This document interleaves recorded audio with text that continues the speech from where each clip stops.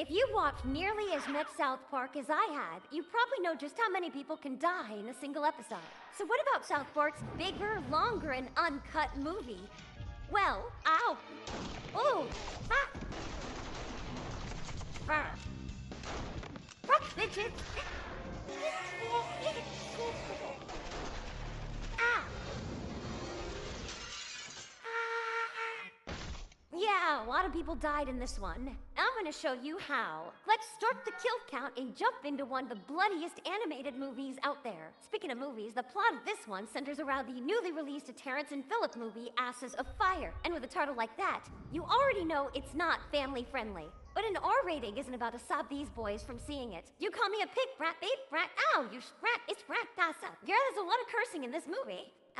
But that's by design. See, prior to its release, the film was originally assigned an NC-17 rating with the Motion Pictures Association of America. The creators Matt Stone and Trey Parker weren't happy with it. So they submitted the movie 6 times for screening, and each time they added something more explicit until they got that beautiful R rating they were looking for. Philip, I hope you've learned something through this whole experience. I did, Tance. I learned that you, rat-biting rat face.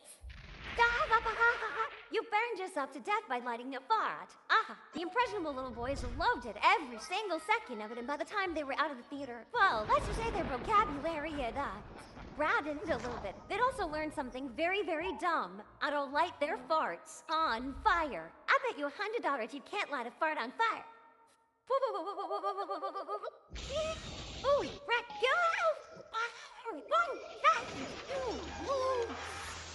Not quite dead yet, though. Kenny somehow survives all of that and is rushed to the hospital. Oh, the kind of doctors you get in South Park. He's gonna wish he did die. We just called the parent. Oh, Brett, dude, there, Mom's gonna find out we went to the Terrence and Phillip movie again.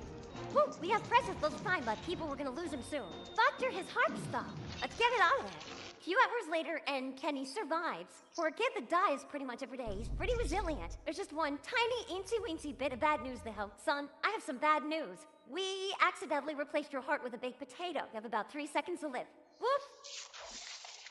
Frack, we did. So Kenny's dead now. Like for real this time. And that's the first death on the kill count. The boys get caught for going to the Terrence and Phillip movie and get grounded. But the worst part, this little fricker ain't going to heaven.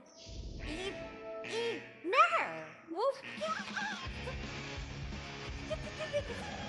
While he's contemplating eternal damnation, the parents of South Park are putting together a plan to safeguard their kids from filth and toilet humor. And how on earth are they gonna do it without another sod? Kenny set himself on fire because he saw Terrence and Phillip do it in that dirty mode. Should we blame the government? Or blame society?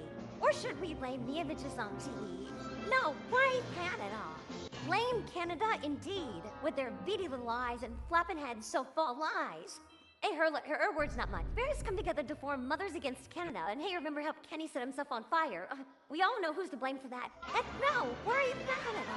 Honestly, what isn't Canada responsible for at this point? Well, I do know one thing. Stan is on a quest to get Wendy to like him, so he asks a trusted adult, but he gets some less than trustworthy advice. Oh, children, why did you learn to talk like that? How do you make a woman like you more than any other guy? Oh, that's easy. You just gotta find the clitoris. Good going, chef. You just taught the boy another new word. But right now, there's much bigger fish to fry than Stan's little crush. See, it isn't just the children of South Park swearing now. The movie is a hit nationwide. And children everywhere are learning some very colorful language. And boy, oh boy, it's starting to become a real problem. All right, this is for the silver medal spell forensics. Brat, why let Brat the spell for it? The situation might look hopeless, but one mother is ready to take on the challenge, and you probably don't have to guess which one. Tonight is the head of the PTA, Sheila Broflovsky. The United States has graphic violence on television all the time. We can't believe that a movie with some foul language would piss you off so much. Yeah, it's Sheila Broflovsky, and she's ready to put an end to this evil movie once and for all. No, not by teaching the kids not to swear. That's not her job.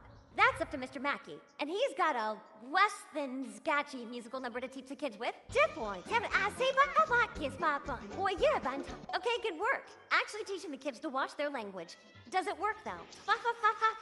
Of course not. These little kids are monsters. While the parents are planning the destruction of their neighbors to the north, the boys are well and truly grounded. But grounded or not, Stan's still trying to win his girl, one stupid question at a time. Your moms share away at a meeting, and they put me in charge of you. Shelly, where's the Not the most unreasonable response. The boys decided to watch some TV, and guess who was on? Terrence and Phillip. And they're having an interview with Conan O'Brien. They're in the big leagues now, but things aren't exactly what they seem. So guys, does it make you nervous to be in America? Oh, they'd have to find us best. Terrence and Phillip, Mothers Against Canada is placing you under citizen's arrest. Deception, treachery, betrayal. It was all a trap, and to make matters worse, Conan had just betrayed his friends. What have I done? And that's number 2 on the kill count. 4 found and died as they lived, plummeting out a window. As you can imagine, arresting Terrence and Phillip was a pretty big deal, big enough to cause a stir at the United Nations. According to the ambassador of Canada, Terrence and Phillip are dang near 50% of the country's economy, and now they're doomed to recession. What does the American ambassador have to say about all this? Terrence and Phillip will not be released. They are going to be put on trial for corrupting America's youth. Yeah, the Americans don't care. In fact, they start to laugh at them. This said play cannot end well. And it doesn't, because the next thing we see is the Canadian Air Force over American skies. They're about to get some payback. I'm dead, buddy.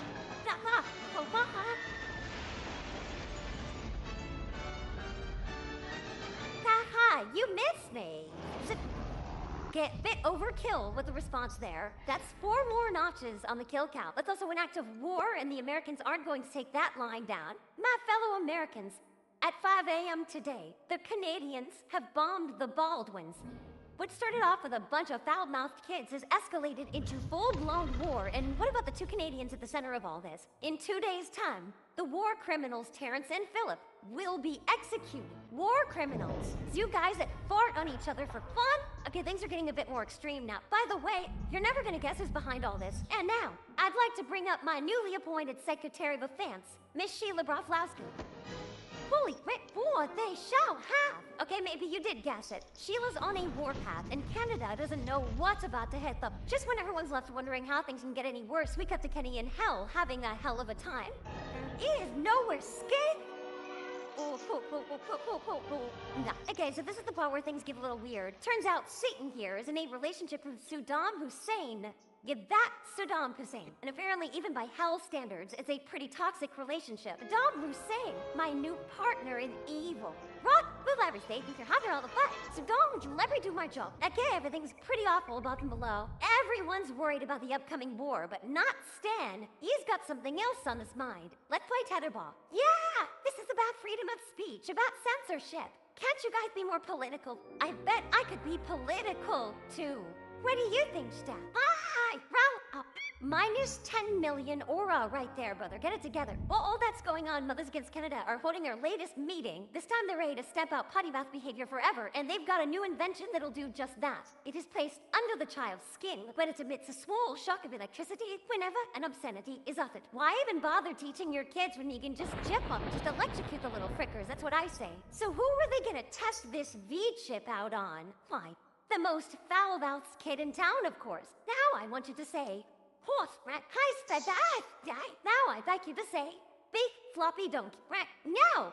Success? The child doesn't want to sweat. I mean, let's be fair, Cartman 100% deserved that. Now, the parents plan on shipping every single one of their kids. Someone needs to start handing out these Parent of the Year awards. Stat chipping aside, something worse is going on up north. The Americans have crossed the border and Canada is under fire. A full-scale attack has been launched on Toronto, and government is rounding up all citizens that have any Canadian blood and putting them into camp. The war is barely started, and we already have 3 on-screen deaths. That's 3 more for the kill count. The Canadians also blew up the Arquettes and are now getting carted off to concentration camps. No doubt more people also died there. Those deaths are off screens that don't make the kill count. But everything's about to get a lot worse for everybody. Turns out this is no ordinary war. Things are about to get biblical. According to Satan, this war will herald the end of days, fall of an empire, the coming of a comet. And now, when the blood of these Canadians touches American soil, it will be our time to rise. That topside, the kids are trying to rally together to stop the war and save Terrence and Phillip, but Stan's still on his quest and they decide to take a quick detour and search for the Krakoris online. That goes exactly as well as you'd think. Could I? Wow, is it Cartman's mom? What's she doing now? SNS, Scheisse. Okie dokie. I schmier that da. 10 out of some grade A childhood trauma right there. With that out of the way, the boys plan a secret meeting that night. La Resistance is forming. But before Cartman can sneak out, he gets a little visitor. Hey, wow. Satan is coming. What's Saddam Hussein? Having warned Cartman about the impending apocalypse, he heads back to hell. I wonder if anyone will believe Eric when he tells them. Speaking of hell, Satan is gearing up for the end of the world, but Saddam just can't quit being the absolute worst partner ever. I got some new methods for I trip up the head. Let's practice that away. Do you remember when you first got here? We used to talk all night long until the sun came up. We would just lie in bed and talk. Well, yeah, because I was still waiting to get you in bed, Demi. Is it bad that I kind of feel bad? That was a complete lie. I don't feel bad at all. I want to live.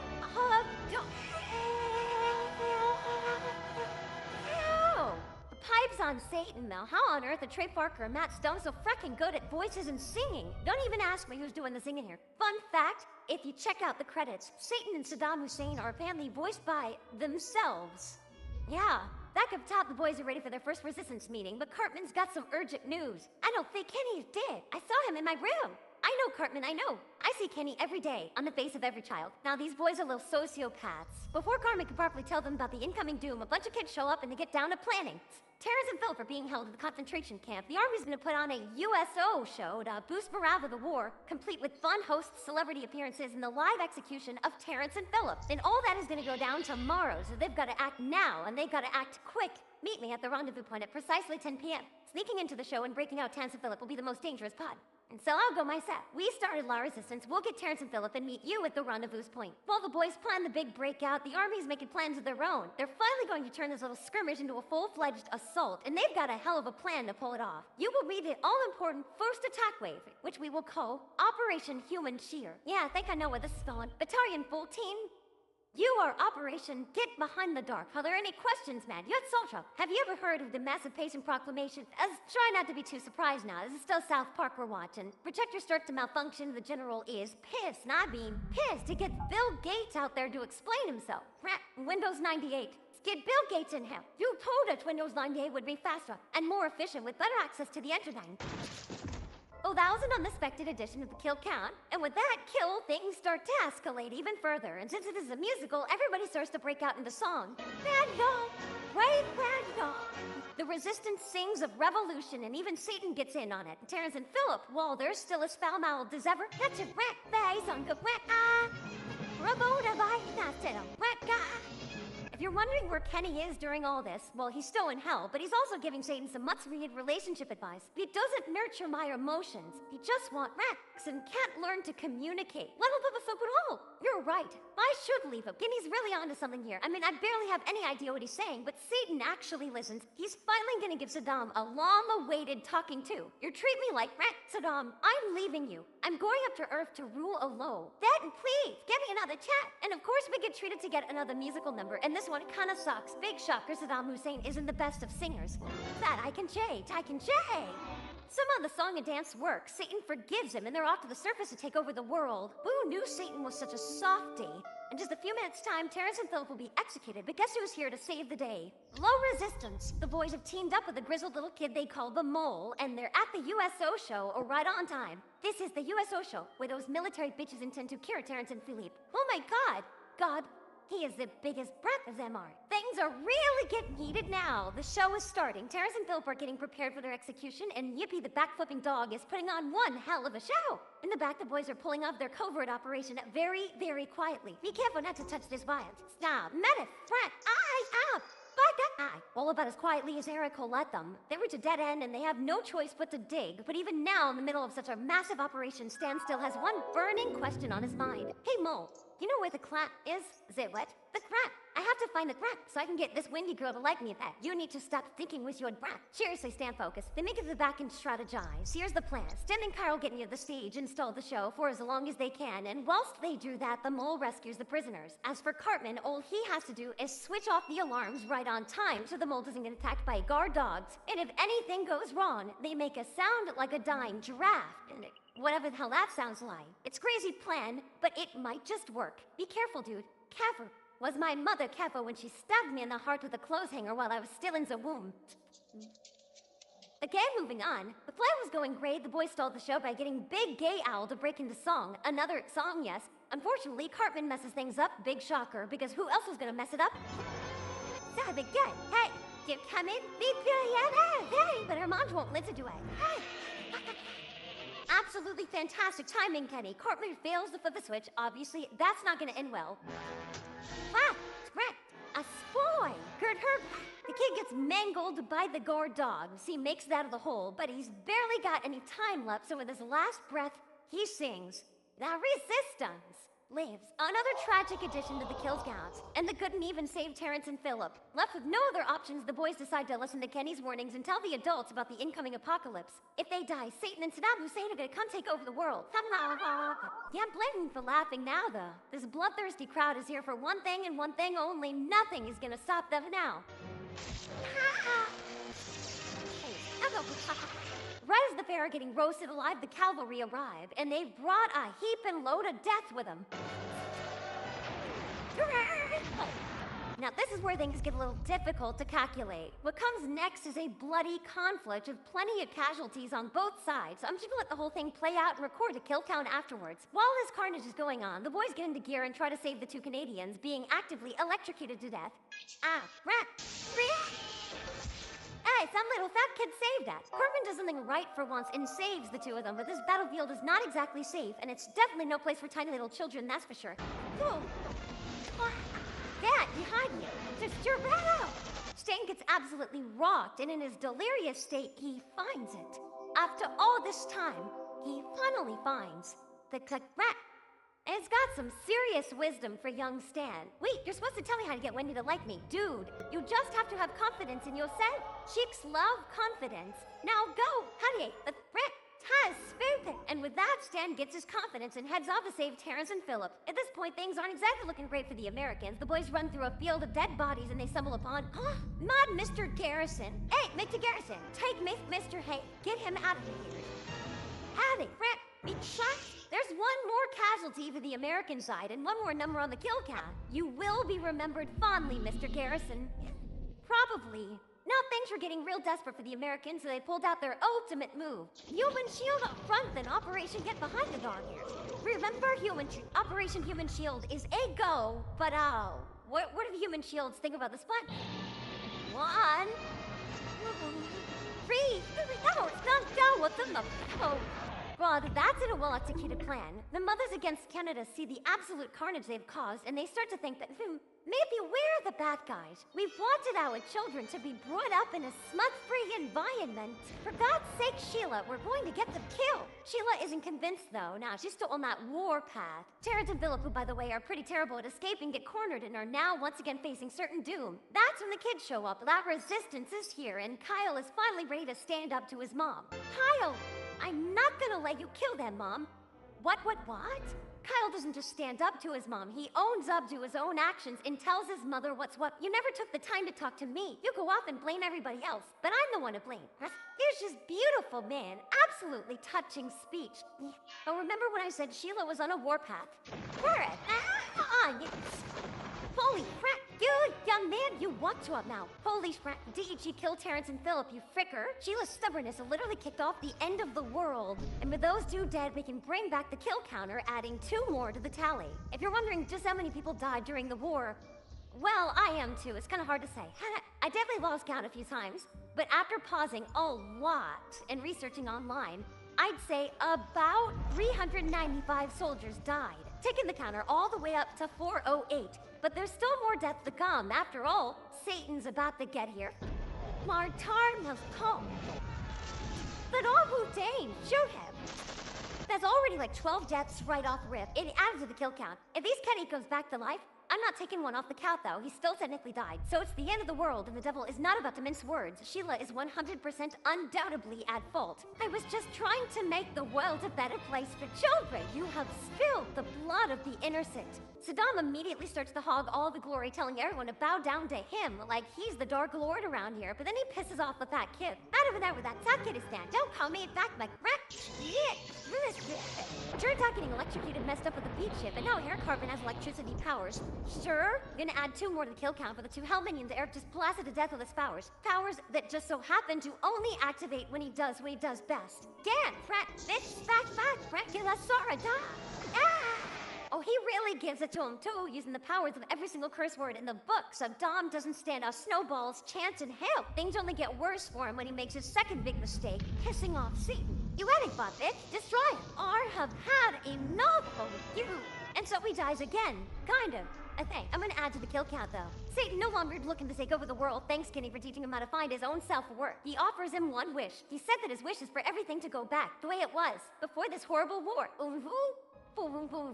Satan agrees to pull his minions back and live a lonely life in hell, but as Pori goes, he finds Mr. Han, and in him a cute little companion to stay by his side, while Kenny, the real hero of the story, sacrifices his life on Earth and says goodbye to his friends. Goodbye, you guys. Brings a tear to my eye every single time. With Kenny's transfiguration, we add one more to the kill count. Now that Satan's gone, the grass turns green, the flowers are turned, and everybody comes back to life. Ow, we were all dying and now we're fine. That flooper. Look, what? Sky died. We don't get to see it, but pretty much everyone that died in this movie comes back to life. They even feature on later episodes of South Park. I'm not gonna reverse the kill count, though. Expecting the happy ending, Carl doesn't just stand up to his mom. He actually ends up reconnecting with him. You see, Mom? After all that, it was Cartman's filthy, bratty mouth that saved us all. I'm sorry I didn't pay attention to you, Kyle. After his long search for the clitoris, Stan finally picks the girl, mostly. Oh, blast! But Wendy, what about Gregory? Black Gregory. Blacked him right in the ear. Yay! Thank you, Flat. Aw, young love. Everybody's happy and they all break into song. We even get to see Kenny catapulted out of hell and straight into heaven. Beautiful. Now that's what the kill count is looking at the end of this bloodbath. We got 425 deaths. Causes of death include medical malpractice, suicide, getting blown up, 2 murders, 2 acts of manslaughter, war, electrocution, transfiguration, and the eternally burning flames of hellfire. That about sums it all up. If you thought all that carnage, death, and destruction was crazy, you really need to click that link on screen, because things get crazier from you.